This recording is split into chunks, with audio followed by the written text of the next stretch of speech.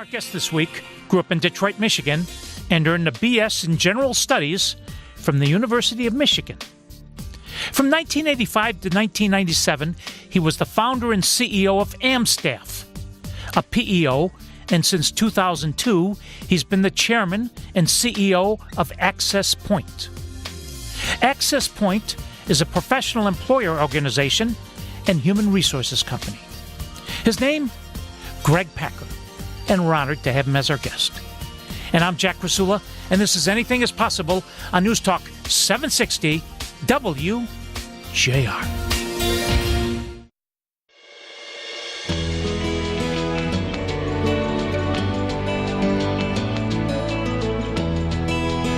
I'm Jack Krasula. This is Anything is Possible, and we're talking to Greg Packer, the chairman and CEO of AccessPoint. Greg, welcome. A real honor to have you.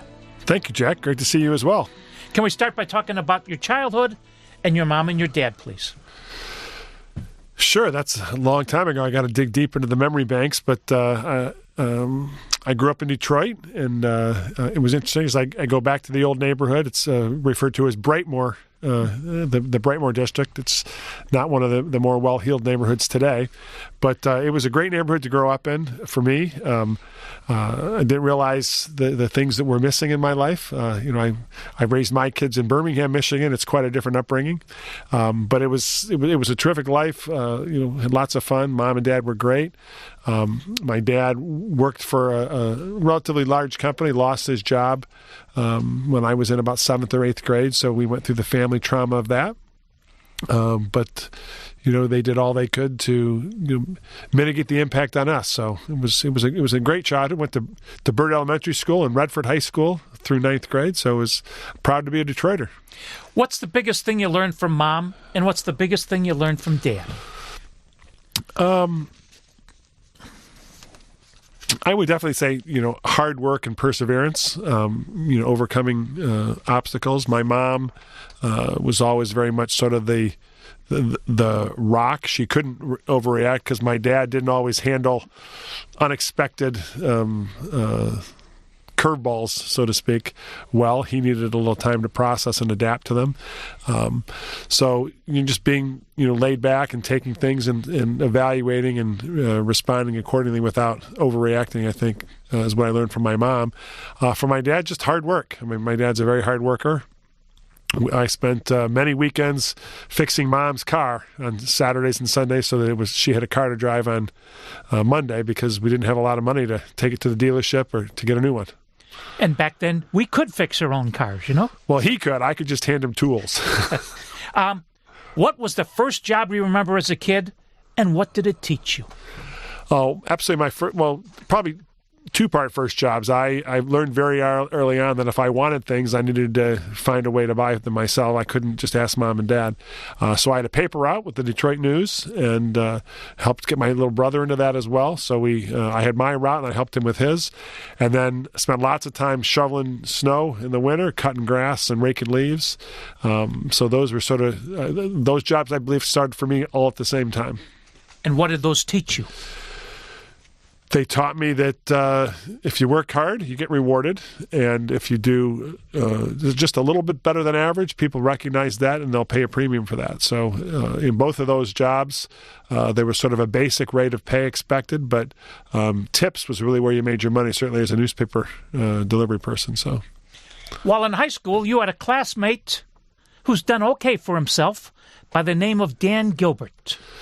Yeah, Dan and I did go to school together. We weren't classmates. Danny was a year behind me, so we weren't the best of buddies or best pals, but we certainly knew each other.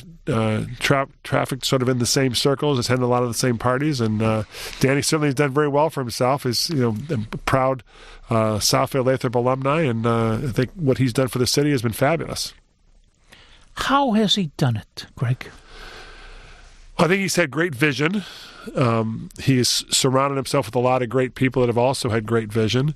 And I think if you were to ask him, he's also been in the, to some degree, been in the right place at the right time. There's been this big transformation with what we've referred to as the millennial generation. They want to live in urban environments. They want to live in cities. And I think Danny had the vision to tap into that desire in people, and also sort of married it with the concept of tapping into these millennials that want to be part of a rebuilding, a recreation. And so I think his messaging, I think it was just a fabulous idea to, which many people don't know, but they launched, Danny and Quicken launched an initiative to attract interns to the city each summer that I think has really been a big reason for the success with so many people wanting to live here in Detroit now. So it's just terrific.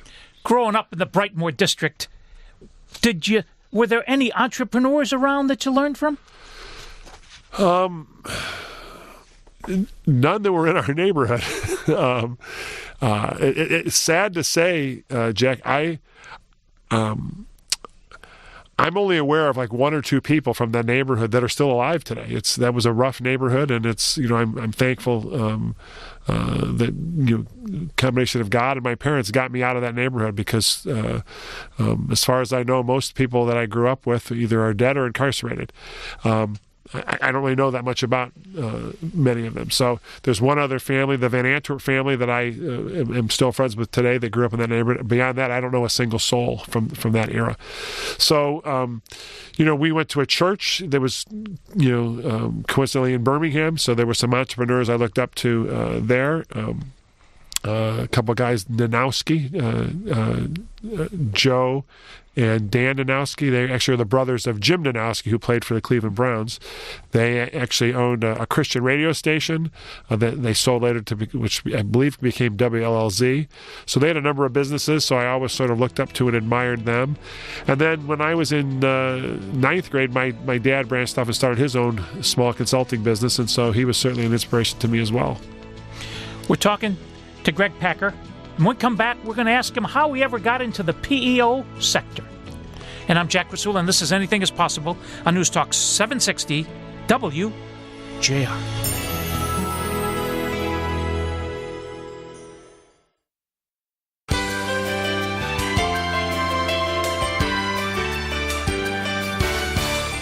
This is Anything is Possible. I'm your host, Jack Krasula, and with Greg Packer.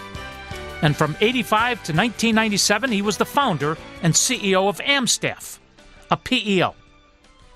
Let's go to 1984, Greg. How was it you ever got into the PEO industry? Well, that's as life typically throws it at you, things are interesting. So I was planning to go to graduate school, just sort of finishing up undergrad school at the University of Michigan in Ann Arbor, and my dad was approached by some guys that were studying this new business that was then called employee leasing. And he talked to me about it. It seemed interesting, so I went to the meeting with him, and just to shorten things up, I decided that I would invest a year in trying to see if I could create some sort of a sales opportunity for myself with that business. It was called OmniStaff. Unfortunately for me, 14 months later, they went bankrupt, went belly up, and as a result, I was a pretty good salesman. But the clients that I had sold all lost money. Most of them lost about a month's worth of payroll. And as I went out to deliver the bad news, I was shocked because I expected to be yelled at, screamed at, thrown out of offices. But instead, pretty much everyone I talked to said, we understand new industries struggle to get a foothold, but gee, we sure do like the idea of not having to manage payroll and benefits and deal with workers' comp and all those kinds of things. So, can you find someone else that can do this? So, I went over and visited with my mom, who had an accounting degree she'd never really put to work, and said, "Listen, I can sell what's in this brochure, Mom. In fact, I can sell it so well that people can lose a whole month's worth of payroll and benefits, and they want to do it again with me, even though I'm a 24-year-old kid." So at that point, I started Amstaff and began growing that company, and it was learned by trial and error. There wasn't an industry to compare to benchmark against. It was really new ground, just creating an industry sector here in Michigan. A lot of people hear the term or the letters PEO, Professional Employer Organization. What is a PEO, Greg? Well, the PEO, we adopted that terminology because the phrase employee leasing sounded far less palatable. I'm not sure that we hit on anything great with PEO either, but PEO, as you said, stands for Professional Employer Organization. And basically what we do, Jack, is we become the HR department for our clients on an off-site basis or an outsourced basis. So we handle all of the typical day-to-day payroll, benefit enrollment, benefit onboarding, new hire onboarding, 401k, all of the questions that in a large company like a Ford or General Motors would typically go to the HR department or would be dealt with by employee relations. We handle those things professionally for our smaller clients. Our average client's got about 25 employees. And so they typically don't have a professional resource in-house to handle those things for them. So you're 24 years old, 1985, you start AmStaff. Describe for us the first corporate headquarters. Well, the first corporate headquarters was a folding table where I shared a phone in my dad's consulting office, and I shared it with a gal named April, and fortunately, she didn't need to make a lot of calls, so I could steal her phone. It was the old phones where you had to press the button to grab a line, and I had 2 lines that came to me, and I just started marketing our concept, and pretty much between 9 and 5, Monday through Friday, I was talking to people who could make buying decisions, and outside of that, I was probably putting in another 100 hours a week, developing marketing materials, sending letters. I would read, the news and the free press, and that was the early days when Crane's Detroit Business started here in this market. So I would look for articles that could sort of make me feel like I knew a little bit about the business. If someone that seemed that they would be a good prospect or a good client for us, I'd send them a personalized letter, follow up with a phone call, and try to get an appointment. Tell us about the 12-year chapter of AmStaff. Well, we started like a lot of small businesses. It was, lots of hard work, and things went well. Back in the day, we, you have to remember, Jack, this is before fax machines, before computers, and we made the decision, the wrong decision. We made a decision to buy a networked word processing system instead of these new things called PCs, because we weren't sure, my mom and I, that they were going to catch on. So a lot of it was, we were constantly trying to become more efficient. And take care of our customers and answer the questions.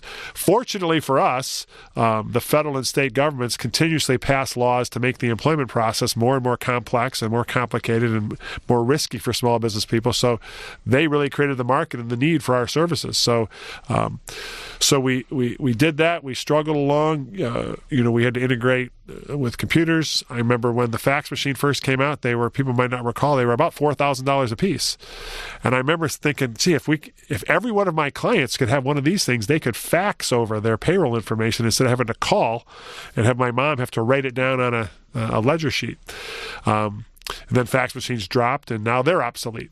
So we went through all those challenges, and then surprisingly, Wall Street discovered our industry and fell in love with it to a large degree. And I began looking at opportunities to potentially go public or to do other things to latch on to some additional capital, and finally settled on hitching my car to someone else's train and becoming part of the ADP family. And so I sold the business in 1997 and took a role as an executive with ADP to help create ADP Total Source. What's the biggest things you learned in those 12 years? I think probably the biggest thing is that if you take care of your customer, they'll take care of you by sticking with you. Ours is a business, it was then, it is now, that we earn our profits by having long-term relationships. We're not interested in short-term things. We'll take care of people on a short-term basis. That's in the PEO business. But we really need to have long relationships. That's, allows us to get into a grooved swing. And so that all starts with being honest, having integrity, and taking care of your customer. I've talked to a lot of entrepreneurs for the years. I've been one. I don't know how successful of one, but I've been one. And very few entrepreneurs, when they sell, can exist in this big corporate world of the acquiring firm. So you sell to ADP, huge. What was that transition like? Yeah, I didn't care for it much. I was excited about the opportunity initially, and ADP is a phenomenal company. Actually, the guy who led the due diligence team is their CEO today, Carlos Rodriguez, and still a good friend, and I maintain a relationship, and I think the world of Carlos, and ADP couldn't have a better leader. But he's very much made for that world. I'm not. I sort of chafed at, the reporting structure. I remember that was sort of all came together when we had some office equipment that broke down, and there was a whole requisition process. And I said, just go buy this stuff. Here's my credit card. And I pushed it through on my expense report, and all sorts of sirens and bells went off because you weren't supposed to put $25,000 worth of office equipment through on your expense account. But I just, I enjoyed being in that smaller environment where we can make quick decisions and move on, and a big company environment does not play to my strengths. Entrepreneurs. Talk to us about entrepreneurs.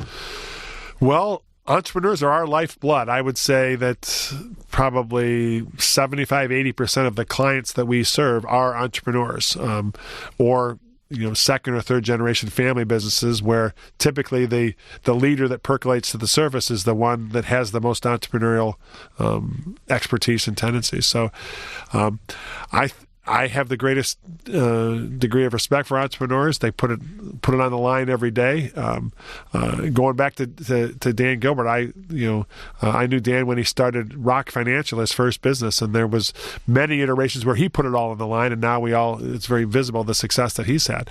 But I think that too often people don't really understand, they see successful entrepreneurs and they don't understand the road traveled to get there. It was filled with a lot of risk, taking a lot of chances, oftentimes mortgaging homes, things like that to make it all work. So you just have to respect entrepreneurs. Speaking of success, I've often heard that to entrepreneurs, success is the journey, not the destination. Yeah, I would agree with that. I think I've never really asked these questions. I know that for me, the focus is very much on the journey. Trying to make our business successful. It's the thrill of building the business. Obviously, you hope there's a great reward at the end of that. And along the way, but it's. I know that for me, I didn't start out like when I started my first business. I had no thoughts that I would ever sell it one day. So that wasn't. It was the journey. It was just every day getting up and enjoying what I was doing, building a business. We're talking to Greg Packer, and in 2000 he helped found AccessPoint. When we come back, we'll ask him about that. And I'm Jack Krasula, and this is Anything is Possible on News Talk 760 WJR.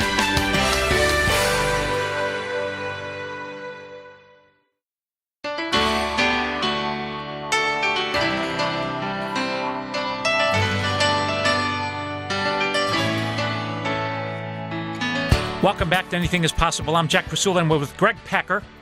In 2000, he helped found AccessPoint. Why'd you do it again? Well, after I had sold my business in 97 and did my stint with ADP, to be honest with you, Jack, I made a decision really to retire. I didn't think I was going to ever sort of work in a traditional sense again.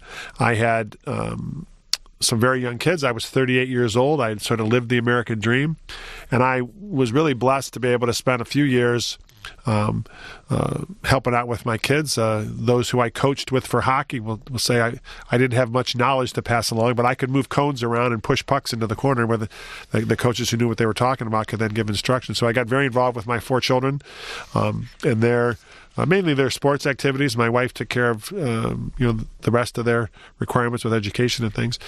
But I was a coach or assistant coach for just about every team. All 4 kids did very well. All 4 of my kids ended up playing sports in college, either hockey or lacrosse. So that was a fun time early on to really get connected with them, get connected with their friends. But then, I invested in real estate. That was a point in time where here in Michigan, that was a way to sort of give back to the community, unfortunately. So that didn't go particularly well. Some of my former colleagues at my old business who were working at ADP were finding that they didn't love a big company any more than I had.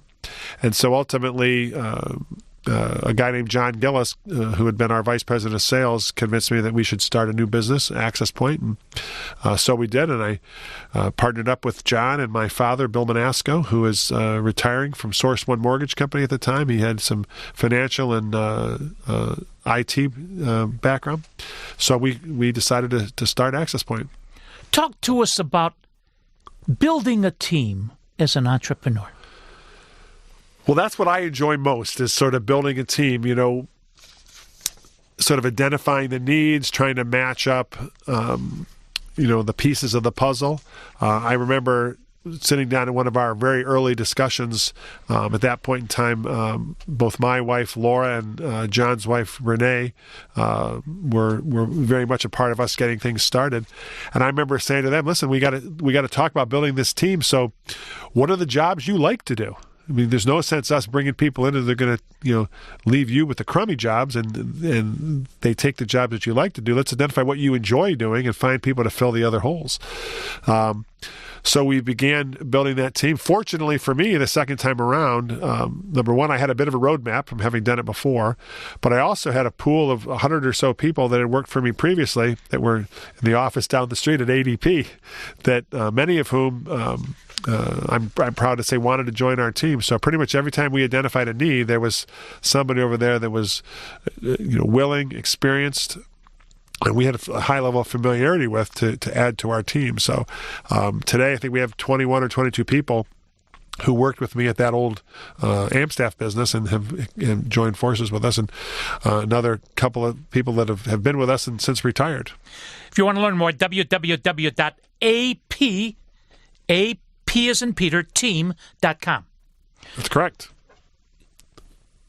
No entrepreneur goes anywhere without great salespeople. The entrepreneur has the idea, the dream, but then we need salespeople to win the business and people to perform the business.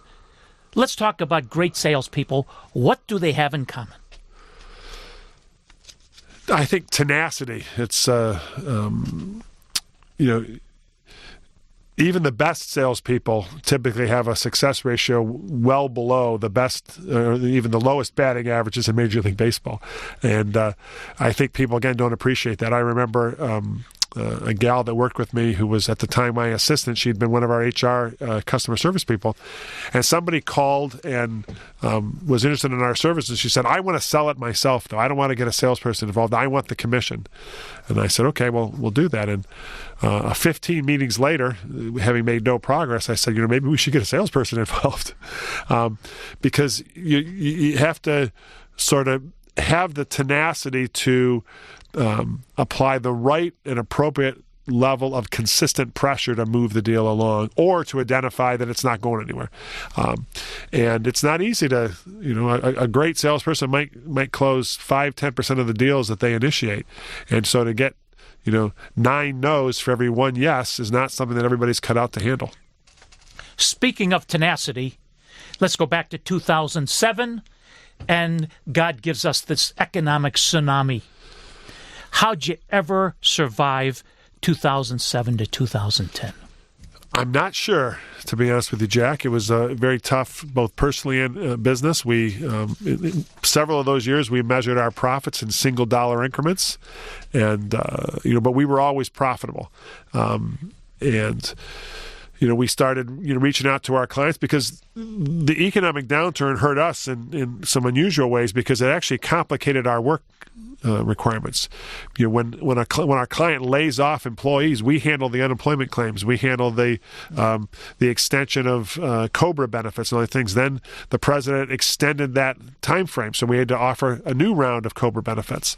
And so it really added to our workload at a time when our clients were getting smaller, and so paying us less for our services. We went out and talked to a few clients and tried to point this out and asked for some increases, and they said, well, gee, we should probably look at what we're paying you now. We might be able to do this on our own. So we didn't do that anymore. So we just had to figure out a way to buckle down and get things done. And we survived. And then I started looking at how can we react to this, and also how can we prepare ourselves to be better suited to deal with it the next time around. So we started looking at diversifying both geographically and from an industry perspective, and actually during those years we pivoted and expanded our footprint to create markets for ourselves in western and northern Michigan with offices in Grand Rapids and Traverse City. Towards the end of that time frame, we acquired a small business in Southwest Florida, and then ultimately we got into the staffing business, which led to us acquiring a staffing and recruiting company based in Lansing, Michigan, called Advanced Employment. Talk to us about the part culture plays in any successful business. I think culture is key. We have our core values, which are visible throughout our offices, and our core value is all around the word care. We care about each other, the people we work with. We care about our customers. We care about the communities we serve. And for us, care is represented because we're committed, adaptable, resilient, and exceptional.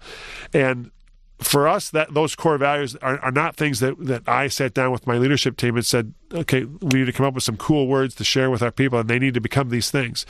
It really was a reflection. We went through an exercise to identify what was the cultural core of our people already that made them great, that made us a good, successful company. And these words described that behavior that already existed.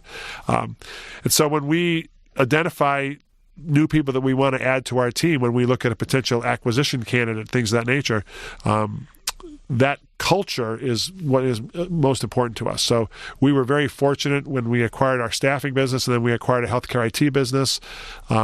They had almost identical core values already. They had not gone through the formal process of identifying them and labeling them, but really the word care was tossed about as a differentiator by all three of those core groups. And so now we've walked away. We had an acquisition candidate we got very close to, and the ownership group would not allow us to meet face-to-face with the people and really get a chance to assess their core values, and we just said we can't proceed. If you want to learn more, www.apsinpeter.team.com. How does the leader go about propagating such a culture throughout the entire organization? Well, as you grow, that gets harder and harder. So trying to communicate, we try to have, and I confess I'm not great at this, but again, to sort of to loop in Dan Gilbert. Dan has done a great job with his organization, and I've actually used some of the tools that he's developed. I don't know the exact particulars, but Dan has published a book of isms, which are the things that they talk about to help drive their culture. We don't have a book. I was just talking with a new business that's hopefully going to become a client of ours, that you sort of need to get to a certain mass of people to formalize some of those things. But what we do is I try to meet every person that we hire, the people who come into our corporate office, which is a little easier for me. I meet before we hire them. So I'm participating in every interview before we greenlight somebody to start. And then I have what we call CEO roundtables about once a month or so, where we bring in new people to meet in small groups. We typically have breakfast or coffee together and spend about an hour to 90 minutes talking about the history of the company, how important culture is, and how it's a reflection of what people are, and really to let them know that we aren't trying to change them, but that if they aren't these things, they aren't going to fit in, and it's not going to be me that's going to push them out the door. It's going to be their colleagues, because there's an expectation from our whole group of 140 or so people that's how you go about taking care of customers. We're talking to Greg Packer, and I'm Jack Krasula, and this is Anything is Possible on News Talk 760 WJR.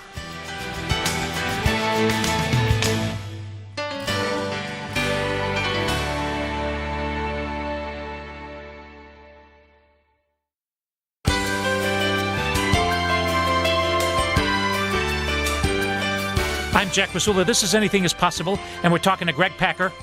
Since 2002, he's been the chairman and CEO of AccessPoint. Over the past 5 years, AccessPoint has grown to nearly 500 clients, 85% based in Michigan, representing 7,500 employees, and the client sizes range from 2 employees up to 400, with the average client size being 25. Impressive. Thank you. Congratulations. You talked about a staffing division. Yes. What does that do? our staffing division does a lot of different things, but the the primary focus is we help identify the best candidates for our clients to fill their positions. So we have a direct hire division, which is sort of your typical headhunting role, typically for higher level positions above, say, $50,000 or $60,000 a year. But our sort of the meat and potatoes is that we become a staffing arm, which actually that, clients with 400 employees, we have many clients that exceed that for our staffing group. We work with American Axle, American Mitsubishi, Magna Corporation, University of Michigan, Michigan State, to become their recruiting arm. And typically what we do there, Jack, is we will really become an extension of the company. So there's a facility in Battle Creek where there's, I think, 300 or 400 people that work there, and every single person there except the original plant manager, we recruited and placed there. So the hourly manufacturing type workers will recruit them. They are on our payroll for 4-5 months, sort of giving the client opportunity to get to know them, and then they transition into their long-term staff. We also do some other interesting things. Our staffing group is very adaptable and resilient, two of our core principles, and so we are the largest provider of road flaggers, which is sort of a unique thing that I think is interesting. The official title is traffic regulators, and there's a certification process, and we equip these teams and send them out. So be kind to those folks on the side of the road. Most of them are AccessPoint folks, and the traditional stop slow sign. We equip them with radios, hard hats, tell them how to dress properly with proper footwear, and then we dispatch them. And we have a dispatcher that works during the construction season. So we have several hundred of those folks that are out on any given day. So we like sunshine because when the sun is shining, the roads are being built, and our folks are working. You and Laura have been very blessed, and you've given back. And one of your special causes have been Vehicles for Change. That's right. Vehicles for Change is a terrific program that I'm proud to be the chairman of the local board. I also sit on the national board. And our good friend, yours and mine, Jack, Lou Perez, was very instrumental when he was the CFO for the Detroit Lions. They were very generous with their support to bring Vehicles for Change, which was operational in Baltimore, where Lou had a connection, to Detroit.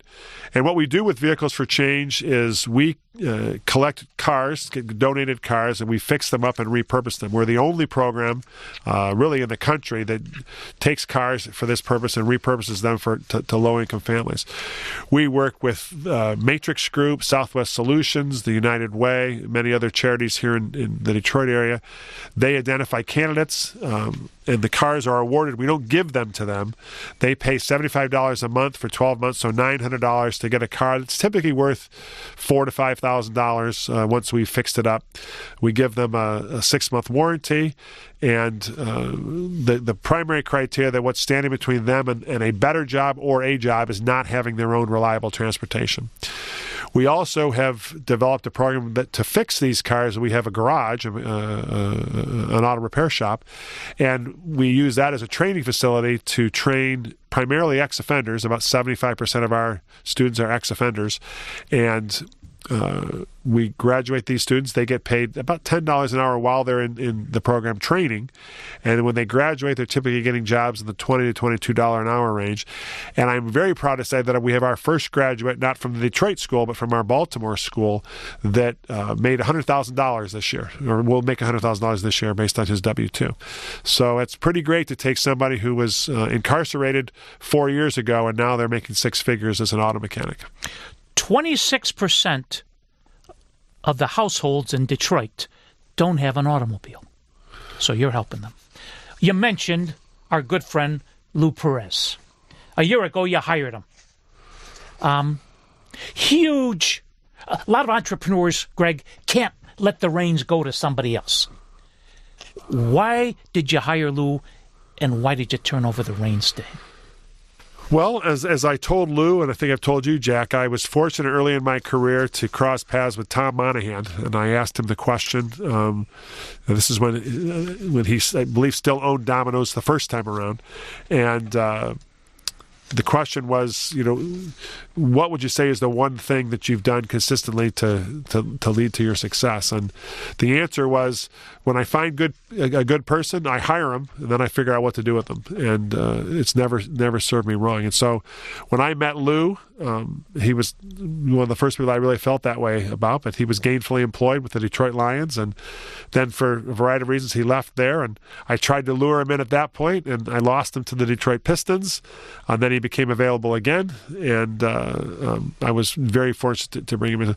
It has been hard, and I will say that the one question, or the one ask that Lou had when we began those conversations, or when we concluded them really, was that we would have disagreements, and that if we disagreed on business things, that I had to agree to let him win those arguments. And thankfully, we haven't had any disagreements. We've been very much in lockstep. And I'm thrilled with the role Lou is playing. He's when we talked, I said, I don't want to be a small business anymore. I want to be a big business. So I need somebody who knows what a big business looks like from the inside. And there aren't many businesses bigger than the NFL. So Lou brings that perspective. He also has a background with KPMG. So he's definitely helping us on that journey. And our journey now is to be a 100-year-old business, and Lou has very much embraced that. And so we're well on our way. As our time winds down together this evening, what advice did he give to our young listeners? I think, for this generation, again, referred to as millennials, I think having a willingness to do just a little more than average really sets people apart. I learned from a guy that worked for my dad many years ago named Jerry Diddle. He said, you just got to be willing to be a little bit better than average. And that really stands out. I think that, a lot of the millennials, they really value their personal time, their workout time, their outdoor time. But it's hard to set yourself apart if you're, out the door at 4:59 every day. Just being willing to do a little bit more than average really will cause you to stand out and make an impression, and then be honest and true to yourself. And also, I think, recognize that I think that in the schools today, we're constantly telling these kids, pursue a career you love. It might not be your first career, so work hard at all of them until you find that one that's the perfect match. Greg Pecker, what a shining example of a true entrepreneur. Keep up the great work. Thanks, Jack. Please join us next Saturday. Until then, I'm Jack Krasula. Thanks for listening, and make it a great week, because with God, anything is possible. Spot.